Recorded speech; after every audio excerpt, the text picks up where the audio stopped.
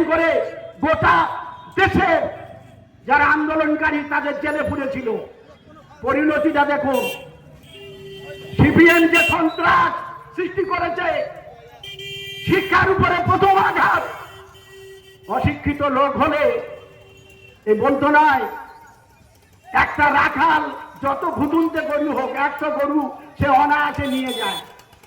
তা দেশের মানুষের নির্বুদ্ধিতাই হচ্ছে ওদের রাজত্ব করার সুবিধে। সেজন্য রবীন্দ্রনাথ বলেছিলেন, যে রাজা প্রজাদের বশ করে রাখতে চেয়েছে তার প্রধান সহায় হচ্ছে ধর্ম। কেননা ধর্ম বিষকন্যার মতো, সে আলিঙ্গন করে মুগ্ধ করে এবং মারে। ধর্মের মার হচ্ছে আরামের মার, এ মানুষকে ভিতর থেকে মেরে দেয়। তাই আইপিএস নজরুল বলছে মন্দির করছে মুর্শিদাবাদে, মসজিদ বলছে মসজিদ মন্দিরে কি শিক্ষা হয়? ও তো দুটো স্কুল করতে পারতো, দুটো হসপিটাল করতে পারতো গরিব মানুষের জন্য, চ্যারিটেবল হসপিটাল। এরা কি চেয়েছিল দেশের মানুষ? আপনারা চেয়েছিলেন?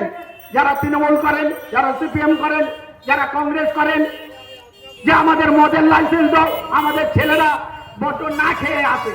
ও বিরিয়ানি ওদের পছন্দ নয়, মাছ মাংস পছন্দ নয়।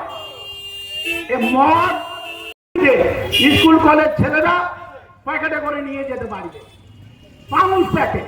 পাউন্স একটা নাম হয়েছে, একটুখানি দাঁত দিয়ে ছিঁড়বে। এরকম একটা অবস্থা কেন করছে এরা? ওই বললাম আগেই, মানুষের অজ্ঞতাই হচ্ছে ওদের রাজত্ব করার সুবিধে।